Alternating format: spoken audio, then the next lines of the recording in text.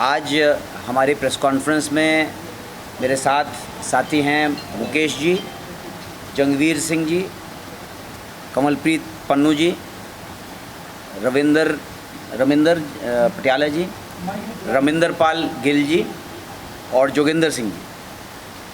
हमारी संयुक्त किसान मोर्चे की बैठक 18 जून को हुई थी और उनमें जिन सवालों पर चर्चा हुई थी उस पे जो है मैं आपको थोड़ा ब्रीफ करूंगा।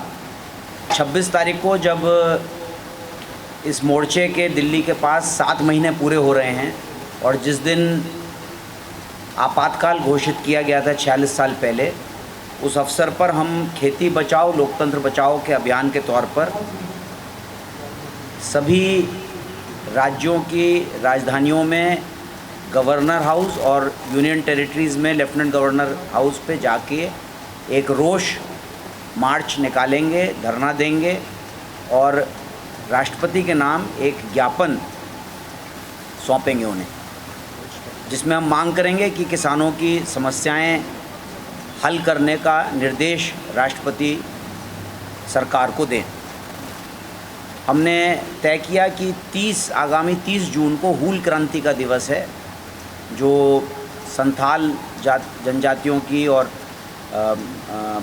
उस झारखंड वाले इलाके में एक बड़ा क्रांतिकारी आंदोलन रहा है। उस अवसर पर हम अपने मोर्चों पर जो है हूल क्रांति दिवस मनाएंगे और हमारे आदिवासी पृष्ठभूमि के जो साथी हैं वो भी हमारी सभाओं को संबोधित करेंगे।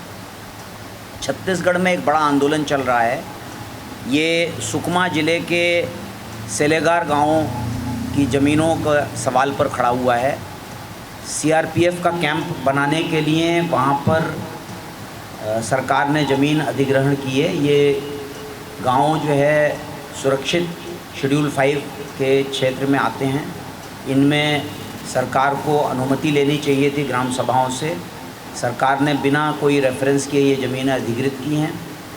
17 मई को वहाँ पर जो है फायरिंग हुई थी। 3 आदिवासी किसान मारे गए थे, एक महिला कुछ दिन बाद मर गई उस फायरिंग में, 18 घायल हुए थे, 10 लापता हैं। इस आंदोलन को समर्थन देने का हमने फैसला किया है। कल हरियाणा में हरियाणा सरकार, बीजेपी, जेजेपी ये योग दिवस के रूप में 1100 गाँव में जो हैं सभाएं करने जा रहे हैं। योग का आसन कराने का प्रोग्राम है उनका। हमारे पूर्व निर्णयों के आधार पर हम वहाँ पर बीजेपी और जेजेपी के नेताओं का विरोध करेंगे शांतिपूर्वक ढंग से और गांव के अंदर उनको घुसने से रोकेंगे। हमारे अगला फैसला था वो सोनभद्र में एक घटना हुई है। सोनभद्र में 26 मई को 6 महीने पूरे होने पर हमारे साथी ज्ञापन देने गए थे। उनमें से एक अपाहिज साथी को बाद में वो व्हीलचेयर पे चलता है, उसको और उसके परिवार पर एक फर्जी केस लिखकर उससे जेल में डाल दिया है। हम इसकी निंदा करते हैं और केस वापसी और उसकी रिहाई की मांग करते हैं। हमारा जो ढांसा बॉर्डर है वहाँ पे लंबे समय से मोर्चा चल रहा है एसकेएम का। वहाँ पर हरियाणा पुलिस ने एक केस दर्ज किया है 50 लोगों के ऊपर और एक साथी को 16 तारीख को गिरफ्तार कर लिया है। उसका विरोध करते हुए उस साथी को छुड़वाया गया था। हमारी मांग है कि उस केस को वापस लिया जाए और अगर वापस नहीं लिया तो वहाँ संघर्ष बढ़ेगा। ये फैसले हमने किए हैं। एक और सवाल टिकरी को लेकर है। टिकरी में एक घटना हुई है, उस पर हमारे साथी जज्जर के सुपरिटेंडेंट पुलिस से मिले हैं और उसके बारे में रविंदर जी आपको बताएंगे।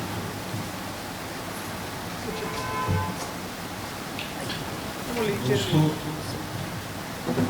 16 तरीक को टिकरी बॉर्डर च हिंदुस्तान पेट्रोलियम के पेट्रोल पंप के कोल एक घटना वापरी है। एक बंदे ने अपने आप को अग लाई और इस मामले से 17 तरीक को एक FIR हुई है जो 196 नंबर जी 307 के रूप च मिल गया।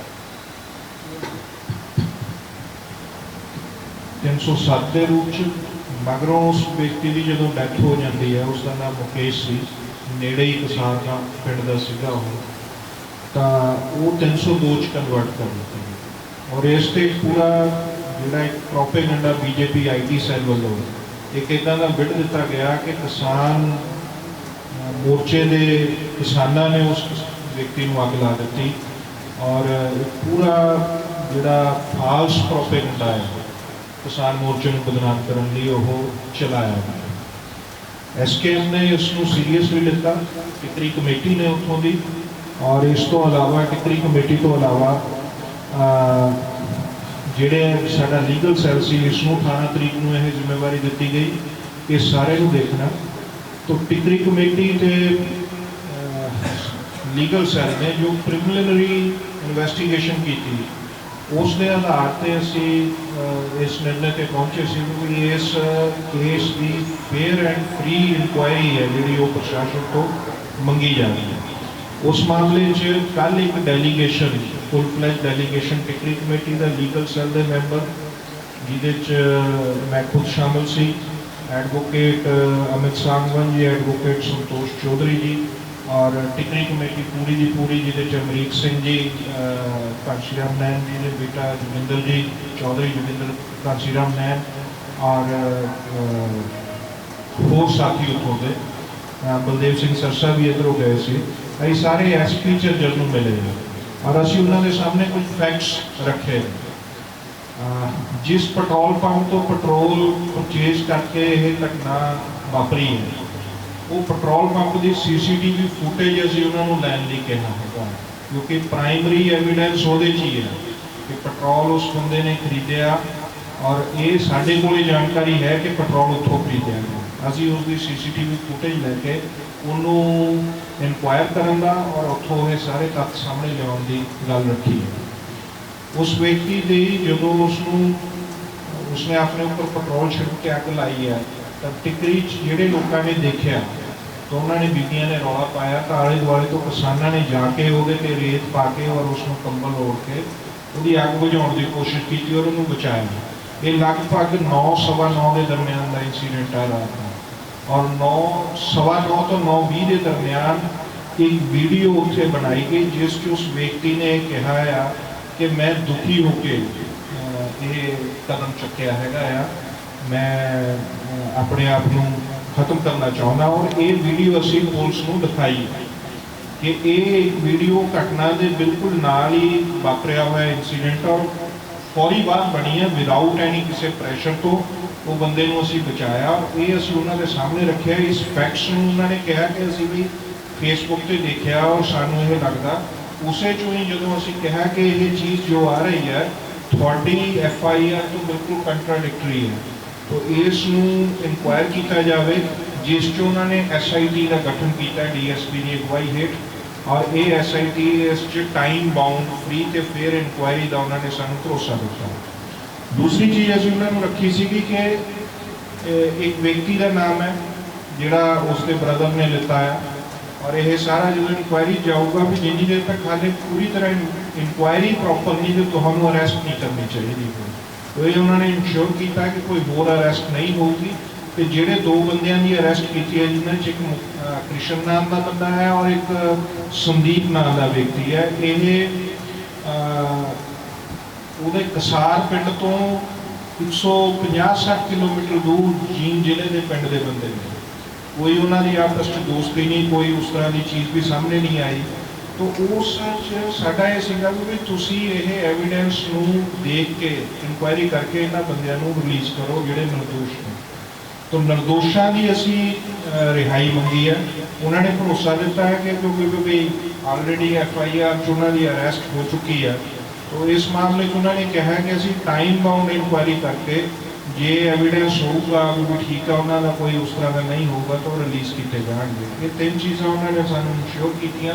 असी उन्होंने को डिमांड की है कि भी पेट्रोल पंप का CCTV फुटेज दिता जाए, साड़ी जी वीडियो हैंड ओवर करनी है उन्होंने अज असी वो हैंड ओवर कर देंगे बिल्कुल उसके प्रॉपर अपनी रिप्रजेंटेशन नाल ला के इसनों एविडेंस का हिस्सा बनाएंगे जी वेरीफाई करेंगे और की है और एक दो होर वीडियोज़ घूम रही ने, वो भी असीं उन्होंने हैंड ओवर करांगे। साडी प्रिलिमिनरी इंक्वायरी मुताबक ये सिट्टे ते है कि यह सुसाइड का केस है, पर फिर भी क्योंकि पुलिस ने FIR की है, इस करके असीं इस फ्री ते फेयर इंक्वायरी जरूर मंगी है। पहला भी थोड़े को हैगी सी गल, पर कल एक डेलीगेशन के रूप में मिल के भी किया, उन्होंने सिट बनाई है। बस ये जानकारी और इन्ना जरूर असीं तुहाडे राहीं कहना चाहुंदे हैं कि यह मामला ये कह दिता गया किसान मोर्चे के बंदियां ने उन्होंने अग लाई है। यह फैक्ट है कि किसानों ने उसनू बचाया।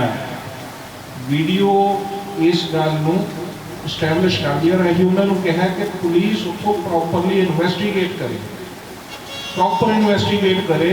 100 के लगभग करीब किसान इस गल के गवाह ने कि उसनू बचाया गया है।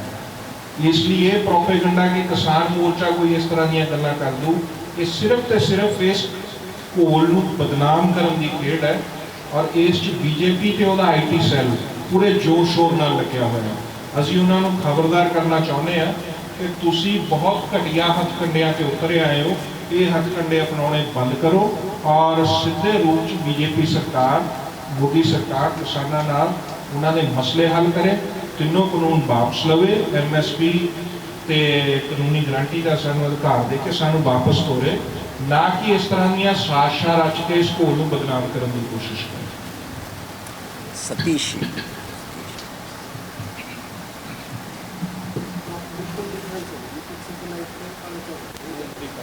इधर इधर इधर इस साइड आ जाओ। आप क्या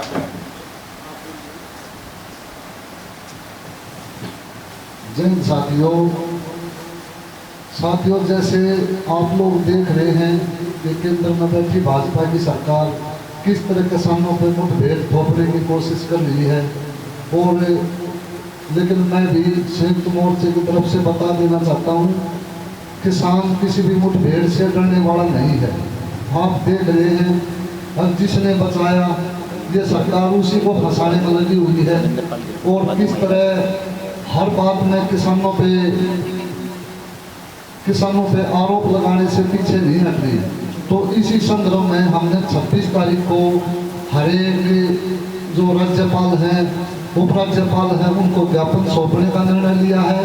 और इसमें एक सरकार जो रूंगी भरी सरकार बैठी है, उसके आँख कान खोलने के लिए ये किया जा रहा है।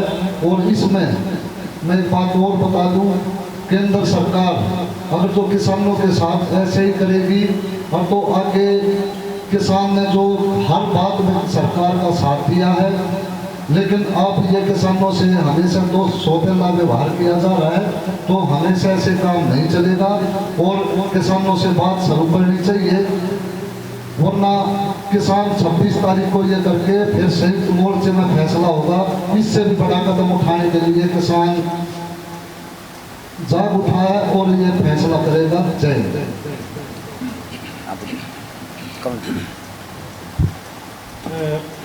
26 तरीक को ਜਿਹੜਾ ਦੇਸ਼ ਭਰ ਦੇ ਵਿੱਚ ਅੰਦੋਲਨ ਸੰਯੁਕਤ ਕਿਸਾਨ ਮੋਰਚੇ ਵੱਲੋਂ ਕੀਤਾ ਜਾ ਰਿਹਾ, ਉਹਦੇ 'ਚ ਜਿਹੜਾ ਸੁਨੇਹਾ ਅਸੀਂ ਦੇਣਾ ਚਾਹੁੰਦੇ ਹਾਂ, ਅਸੀਂ ਬਹੁਤ ਵੱਡੇ ਇਕੱਠ ਕਰਕੇ ਸੱਦਾ ਹੀ ਦਿੱਤਾ ਕਿ ਵੱਡੇ ਇਕੱਠ ਕਰਕੇ, ਮਾਰਚ ਕਰਕੇ, ਧਰਨੇ ਲਾ ਕੇ ਰੋਸ ਪੱਤਰ ਦੇਣਾ ਵਾ ਰਾਸ਼ਟਰਪਤੀ ਨੂੰ। ਅਸੀਂ ਰੋਸ ਜ਼ਾਹਰ ਕਰ ਰਹੇ ਹਾਂ। ਦੂਸਰੀ ਗੱਲ ਇਹ ਆ, ਇਸ ਵੇਲੇ ਜੋ ਤਰੀਕੇ ਇਸ ਅੰਦੋਲਨ ਦੇ ਪ੍ਰਤੀ BJP ਸਰਕਾਰ ਵਰਤ ਰਹੀ ਆ, ਇੱਕ ਗੱਲ ਤਾਂ ਸਾਫ਼ ਆ ਕਿ ਇਹ ਝੂਠ ਦਾ ਸਹਾਰਾ ਲੈ ਰਹੇ ਆ, ਝੂਠ ਬੋਲਦੇ ਆ। ਦੂਸਰੀ ਗੱਲ ਕਿ ਇਸ ਵੇਲੇ ਜੋ ਹਾਲਤ ਇਹਨਾਂ ਦੀ, ਇਹ ਸਰਕਾਰ ਹਾਰ ਚੁੱਕੀ ਆ, ਕਿਸਾਨਾਂ ਦਾ ਅੰਦੋਲਨ ਜਿੱਤ ਚੁੱਕਾ, ਕਿਉਂਕਿ ਇਸ ਅੰਦੋਲਨ ਨੂੰ ਨਮਕਾ ਰਹੇ ਸੀ ਕਿ ਜਿੰਨੇ ਮਹੀਨੇ ਵੱਧ ਲੱਗਣਗੇ ਸ਼ਾਇਦ ਕਿਸਾਨ ਇੱਥੋਂ ਛੱਡ ਕੇ ਦੌੜ ਜਾਣਗੇ ਜਾਂ ਜਥੇਬੰਦੀਆਂ 'ਚ ਫੁੱਟ ਪੈ ਜੂਗੀ। ਉਹਨਾਂ ਨੇ ਹਰ ਹਰਬਾ ਵਰਤਿਆ, ਪਰ ਉਹਨਾਂ ਦੇ ਸਾਰੇ ਹਰਬੇ ਫੇਲ ਆ। ਇਸ ਕਰਕੇ 26 ਤਰੀਕ ਵਾਲਾ ਐਕਸ਼ਨ ਉਹ ਇਸ ਸਰਕਾਰ ਨੂੰ ਹੋਰ ਪਿੱਛੇ ਧੱਕੂਗਾ।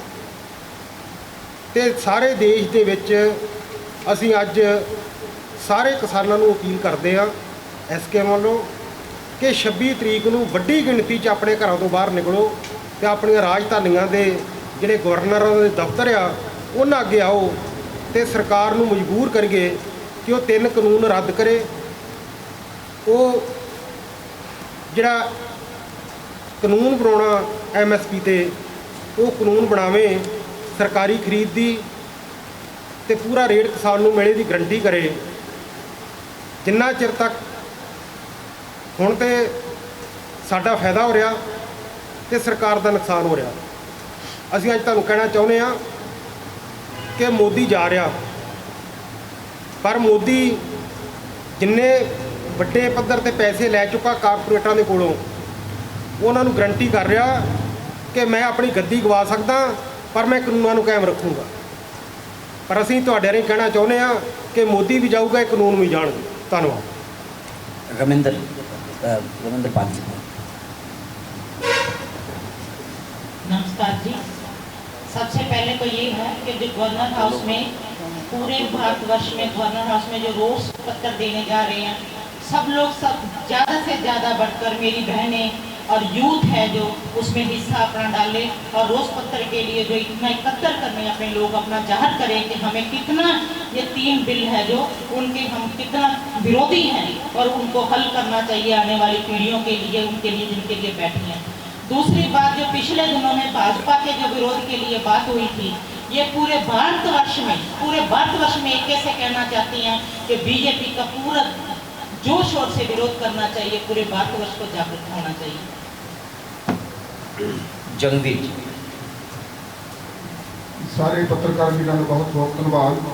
इस मोर्चे के नाल पहले दिन तो कवरेज करके पूरे पंजाब के पूरे देश के जोड़ा कवरेज दिखा रहे थे, लोगों जागरूक कर रहे, सहयोग दे रहे।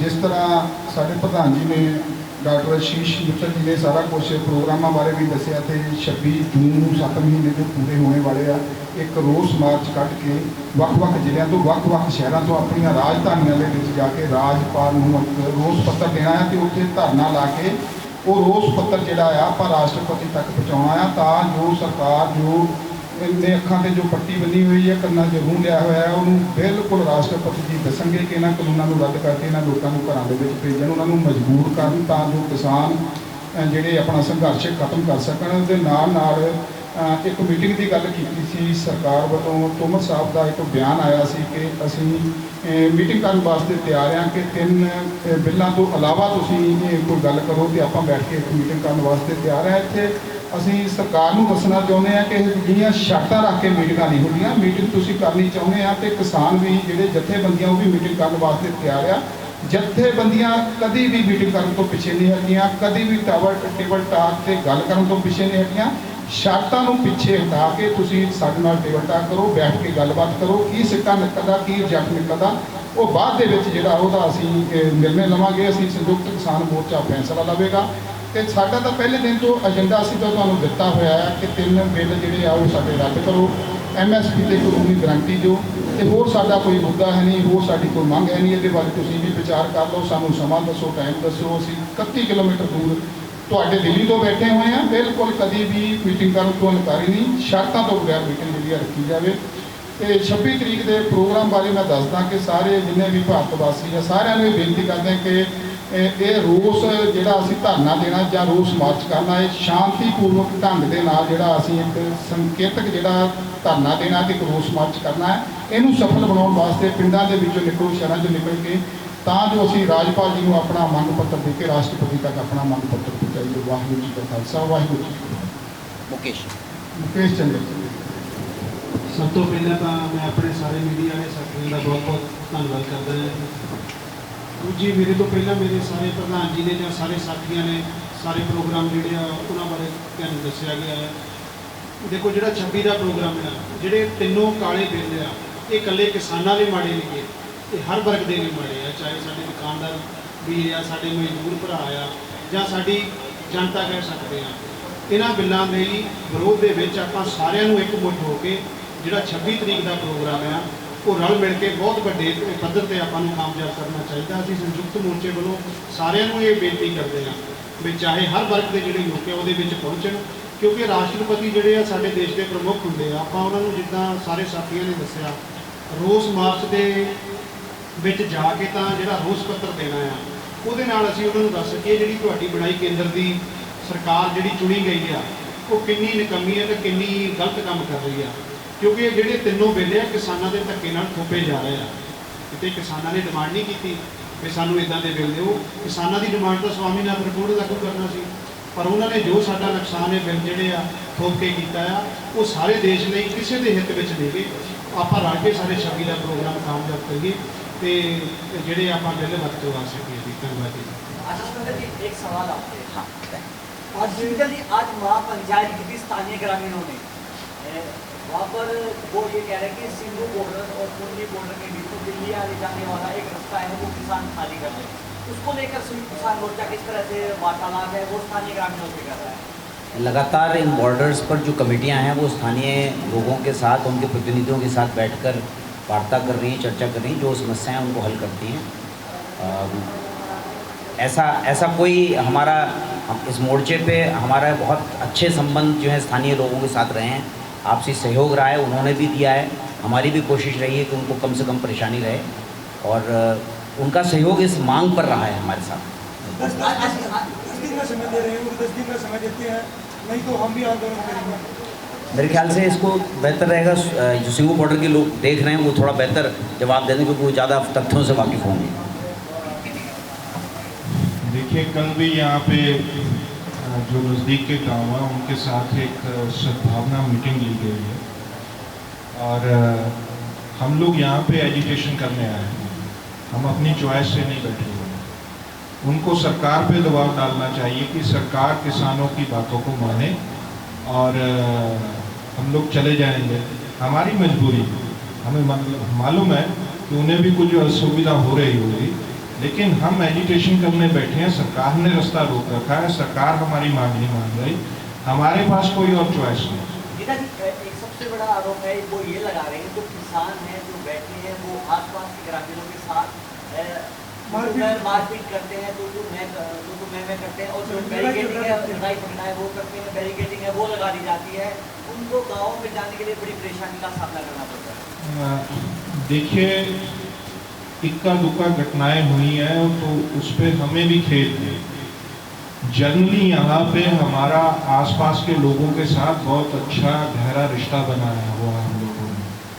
आप चले, हम आपको दिखाते हैं। लोग अपने घरों में हमारा दूध भी रखते हैं और हमारा सामान भी अपने रेफ्रिजरेटर में रखते हैं, हमें अपना घर देते हैं कि आइए, कोई बात नहीं, इस तरह की बात नहीं है। हाँ, कुछ समस्याएं थी जो पिछले दिनों हमने एडमिनिस्ट्रेशन के सामने भी रखी है। डिप्टी कमिश्नर सोनीपत और एसपी सोनीपत के और बाकी अधिकारी जन से बात हुई थी। एक दिक्कत ये है कि आसपास के लोगों के लिए भी मूवमेंट की असुविधा है, सड़कें टूटी हुई थी। तो हमने ये सवाल उठाया था कि इसमें एक ही सड़क पे सारा जो यहाँ की लोकेलिटी है उसका भी रश आ रहा है। आप मानसून सेशन आने वाला, पहले सड़कों की रिपेयर कीजिए। ये जो हम यहाँ से देखते हैं सिंगू से सोनीपत का जो ये साइड का रोड है, ये सारा टूटा हुआ। कहीं पे तो इतने गड्ढे हैं कि ट्रक्स भी उसमें से नहीं निकल पाते। तो हमने उनको कहा कि इनको रिपेयर किया जाए और ट्रैफिक जहाँ जाम होता है वहाँ पे कुछ चीज़ों को अच्छे ढंग से मैनेज करें सोनीपत प्रशासन। हम भी अपने वॉलंटियर्स लगाते हैं, लेकिन ये प्रशासन की जिम्मेदारी भी है कि वो इस मामले को सुचारू ढंग से चलाए। अब उन्होंने हमसे वादा किया था कि जो दिल्ली को जाने वाला ट्रैफिक है उसको वो डाइवर्ट करेंगे। वो उस तरह से जिम्मेदारी नहीं निभाते तो ये मुश्किलें आती हैं। हम लोग उनको हल करने की दिशा में अक्सर रहते हैं, लेकिन एक बात आपको समझना होगा, उनको भी समझना होगा कि हम लोग कोई शौक से यहाँ पे नहीं बैठे हैं, हम मजबूरी में बैठे हैं और हम एजुटेशन कर रहे हैं। और एजुटेशन के लिए हमें भी असुविधा हो रही है। हम अपने घरों से 300-400 किलोमीटर दूर बैठे हुए हैं। हम चाहते हैं कि सरकार जल्दी इसका निपटारा करे। तो सरकार तो शर्तें लगा रही है। अभी आपसे पहले जनवीर जी ने बात की है आपसे, सरकार तो शर्तें लगा रही है फिर भी हम गांव वालों लोगों से अच्छा सौहार्दपूर्ण वातावरण, उनके साथ एक अच्छा मिलवर्तन रखना चाहते हैं। कल भी उनसे मीटिंग हुई है, तो आने वाले दिनों में हो सकता है एक अच्छा सहयोग दिवस फिर एक मनाया जाए, चौपालें भी करेंगे इनके साथ के गांव में, तो ये आगे से रास्ता निकलेगा। इस तरह की इक्का दुक्का घटनाएं हैं उसको हम लोग से रिजॉल्व करेंगे। 26 तरीक वाला ਜਿਹੜਾ ਮੰਗ ਪੱਤਰ ਦੇਣ ਲਈ ਜਾਣਾ ਹੈ ਜੀ, ਉਹਦੇ 'ਚ ਆਮ ਕਿਸਾਨ ਵੀ ਜਾਣਗੇ ਜਾਂ ਜਿਹੜੇ ਆਗੂ ਵੀ ਜਾਣਗੇ? ਆਮ ਕਿਸਾਨਾਂ ਦਾ ਹੀ ਸੱਦਾ, ਆਮ ਲੋਕਾਂ ਲਈ ਸੱਦਾ, ਆਮ ਕਿਸਾਨਾਂ ਲਈ ਸੱਦਾ ਹੈ। ਪੰਜਾਬ ਦੇ ਗਵਰਨਰ ਨੂੰ ਹਜ਼ਾਰਾਂ ਹੀ ਕਿਸਾਨ ਮੰਗ ਪੱਤਰ ਦੇ, ਰੋਸ ਪੱਤਰ ਦੇ। ਚੰਡੀਗੜ੍ਹ 'ਚ ਤੁਹਾਡੇ ਤੇ ਵੱਡੀਆਂ ਰੋਕਾਂ ਵੀ ਲਾਈਆਂ ਜਾਣਗੀਆਂ ਜੋ ਵੀ ਸਰਕਾਰ ਵੱਲੋਂ ਬਹੁਤ ਦਿੱਤੇ ਜਾ ਰਹੇ ਹੈ। ਕੋਈ ਗੱਲ ਨਹੀਂ, ਉੱਥੇ 32 ਕਿਸਾਨ ਜਥੇਬੰਦੀਆਂ ਦੀ ਲੀਡਰਸ਼ਿਪ ਹੋਊਗੀ, ਤੁਹਾਡੇ ਸਾਹਮਣੇ ਆ ਜਾਊਗਾ ਸਾਰਾ ਕੁਝ। ਅਸੀਂ ਗਵਰਨਰ ਨੂੰ ਆਪਣਾ ਮੰਗ ਪੱਤਰ ਦੇ, ਰੋਸ ਪੱਤਰ ਦੇਣ ਜਾਵਾਂਗੇ।